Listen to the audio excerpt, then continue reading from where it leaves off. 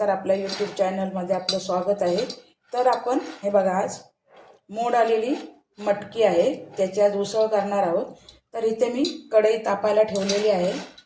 आता कढई तापली तर आपण छानशी मटकी फोडणीला घालूया।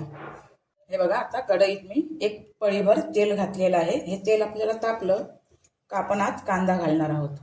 हे बघा, आपलं आता तेल इथे तापलेलं आहे। यात आपण एक अख्खा बारीक चिरलेला कांदा आणि 5-7 कढीपत्त्याची पानं टाकलेली आहे। आपल्याला नेहमीप्रमाणे गुलाबी कलर होईपर्यंत परतायचा आहे। मटकीची ही उसळ आहे ना, ही खूप हेल्दी आणि टेस्टी लागते। मोड आलेली चिमूटभर हिंग,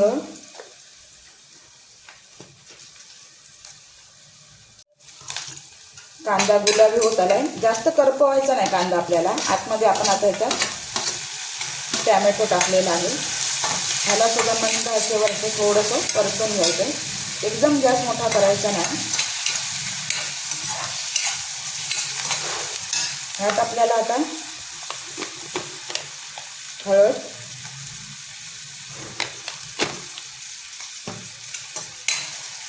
टाकून घेतल्यानंतर आपल्याला हे जरा असं परतायचं आहे। थोडा मऊ झाला तर आपल्याला मग आतमध्ये मसाले ॲड करायचे।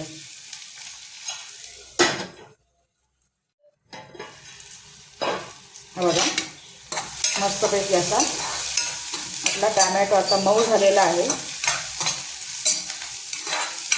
ह्यात आता आपण तिखट मसाला घालणार आहोत। आपला भाजका हा 1 चमचा आणि थोडासा कांदा लसूण मसाला। तुमच्याकडे असला तरच टाका, नसला तर तुम्ही नुसता आपला नेहमीचा भाजका मसाला घालू शकता।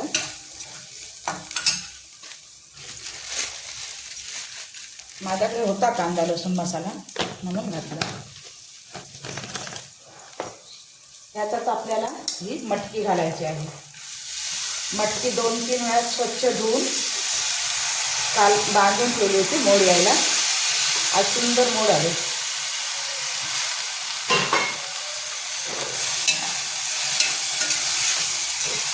आज मी चपाती आणखी भाजी।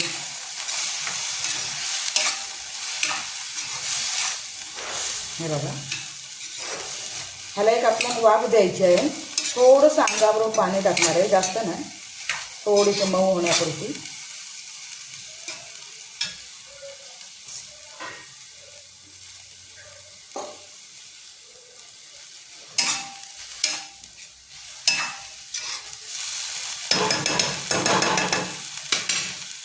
थोडीशी कोथिंबीर आणि थोडंसं पाणी टाकायचं आहे, किंचितसं। गॅस बारीक करायचा आहे आणि आपल्याला एक छानशी वाफ द्यायची आहे। तर हे बघा, बघूया आपण आता। हे बघा,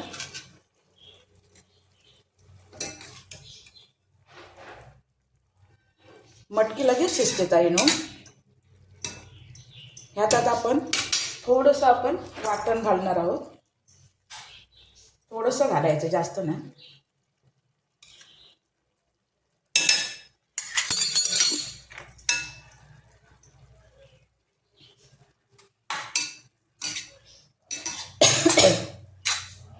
आणि चवीपुरतं थोडंसं मीठ।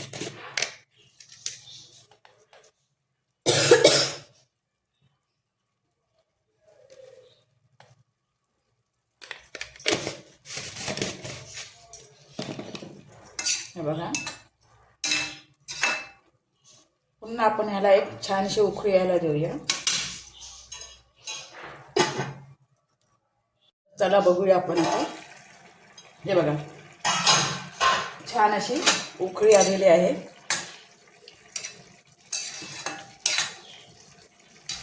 आपल्याला आता उरलेली कोथिंबीर आहे ती पण घालून घ्यायची आहे वरती। आणखीन एक 5 मिनिटं अजून ह्याला असंच आपल्याला ठेवायचं आहे वाफेवरती। आणि मग आपली मटकीची उसळ किंवा सुकी भाजी म्हणा तयार आहे।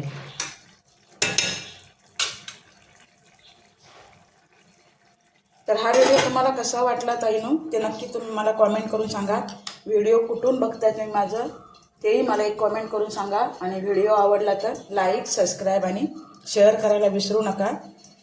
तर पुन्हा भेटूया आपण अशाच एका नवीन रेसिपीमध्ये, व्हिडिओमध्ये. तोपर्यंत सर्वांना बाय बाय.